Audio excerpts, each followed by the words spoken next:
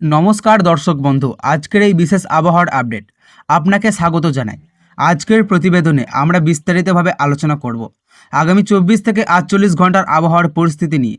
রাজ্যের কোন কোন জেলায় বৃষ্টির সম্ভাবনা রয়েছে, কোথায় বজ্রবিদ্যুৎ সহ ঝড়ের আশঙ্কা রয়েছে, কোথায় তাপমাত্রা বাড়তে পারে এবং আবহাওয়া দপ্তরের পক্ষ থেকে কী ধরনের সতর্কবার্তা জারি করা হয়েছে, সেই সমস্ত তথ্য আমরা আপনাদের সামনে তুলে ধরব। তাই অনুরোধ করব ভিডিওটি শুরু থেকে শেষ পর্যন্ত দেখার জন্য, কারণ প্রতিবেদনের শেষের দিকে থাকছে অত্যন্ত গুরুত্বপূর্ণ একটি আবহাওয়ার সতর্কবার্তা, যা আপনার এবং আপনার পরিবারের জন্য জানা খুবই প্রয়োজন। প্রথমেই বর্তমান আবহাওয়ার পরিস্থিতির দিকে নজর দেওয়া যাক। গত কয়েকদিন ধরেই রাজ্যের বিভিন্ন জেলায় আবহাওয়ার একাধিক পরিবর্তন লক্ষ্য করা যাচ্ছে। দিনের শুরুতে পরিষ্কার আকাশ এবং তীব্র রোদের দেখা মিললেও দুপুরের পর থেকেই অনেক এলাকায় মেঘ জমতে শুরু করেছে।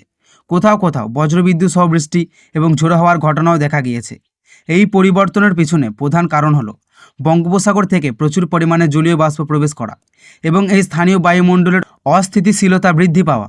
আবহাওয়া বিশেষজ্ঞদের মতে আগামী কয়েক ঘন্টার মধ্যেই রাজ্যের বেশ কিছু এলাকায় আবহাওয়ার আরও পরিবর্তন হতে পারে। দক্ষিণবঙ্গের বিভিন্ন জেলায় বিকেল ও সন্ধ্যার দিকে কালো মেঘ জমার সম্ভাবনা রয়েছে। এরপর শুরু হতে পারে বজ্রবিদ্যুৎ সহ বৃষ্টিপাত। কিছু এলাকায় দমকা ঝোড়ো হওয়ার গতিবেগ ঘন্টায় 40 থেকে 50 কিলোমিটার পর্যন্ত পৌঁছাতে পারে। কলকাতা ও সংলগ্ন এলাকায় দিনের প্রথম ভাগে গরম এবং আর্দ্র আবহাওয়ার অনুভূত হলেও বিকেলের দিকে পরিস্থিতি পরিবর্তন হতে পারে। আকাশ ধীরে ধীরে মেঘলা হয়ে যেতে পারে এবং কিছু এলাকায় হালকা থেকে মাঝারি বৃষ্টিপাতের সম্ভাবনা রয়েছে। বজ্রপাতের আশঙ্কা উড়িয়ে দেওয়া যাচ্ছে না। এবার আসা যাক উত্তরবঙ্গের পরিস্থিতিতে। উত্তরবঙ্গের বেশ কয়েকটি জেলায় আগামী 24 ঘন্টায় বিক্ষিপ্ত বৃষ্টিপাতের সম্ভাবনা রয়েছে। বিশেষ করে পাহাড়ি এলাকাগুলিতে মেঘের আনাগোনা বাড়তে পারে। কিছু এলাকায় মাঝারি বৃষ্টিপাতের পাশাপাশি কুয়াশার প্রভাবও দেখা যেতে পারে। ফলে যারা পাহাড়ে ভ্রমণের পরিকল্পনা করছেন তাদের আবহাওয়া আপডেট দেখেই তবে যাত্রা করার পরামর্শ দেওয়া হয়েছে। এদিকে কৃষকদের জন্য গুরুত্বপূর্ণ খবর রয়েছে। যেসব এলাকায় বজ্রঝড় এবং বৃষ্টির সম্ভাবনা রয়েছে সেখানে মাঠে কাজ করার সময় বিশেষ সতর্কতা অবলম্বন করার পরামর্শ দেওয়া হয়েছে। বজ্রপাতের সময় খোলা মাঠে অবস্থান না করার অনুরোধ করা হয়েছে।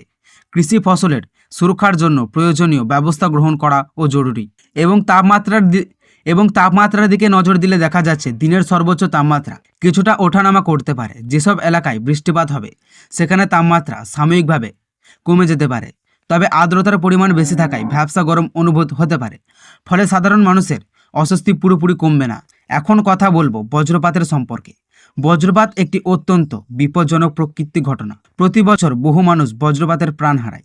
তাই আবহাওয়ার খারাপ হতে শুরু করলে দ্রুত সম্ভাব্য নিরাপদ স্থানে আশ্রয় নেওয়া উচিত। খোলা মাঠ, নদীর ধারে বা বড় গাছের নিচে দাঁড়িয়ে না থাকার বিপজ্জনক হতে পারে। বজ্রপাতের সময় বৈদ্যুতিক যন্ত্রপাতির ব্যবহার থেকে নিরাপদ থাকা উচিত। মৎস্যজীবীদের জন্য গুরুত্বপূর্ণ সতর্কবার্তা রয়েছে। সমুদ্র উপকূলবর্তী এলাকায় আবহাওয়ার পরিবর্তন দ্রুত ঘটতে পারে, তাই গভীর সমুদ্রে যাওয়ার আগে সর্বশেষ আবহাওয়ার বুলেটিন দেখে নেওয়ার পরামর্শ দেওয়া হয়েছে। সমুদ্র উত্তাল থাকলে কোনোভাবেই মাছ ধরতে যাওয়া উচিত নয়।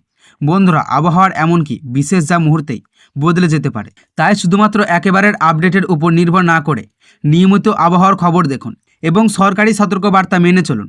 বিশেষ করে যাদের প্রতিদিন বাইরে কাজ করতে হয় তাদের জন্য আবহাওয়ার আপডেট জানা অত্যন্ত গুরুত্বপূর্ণ।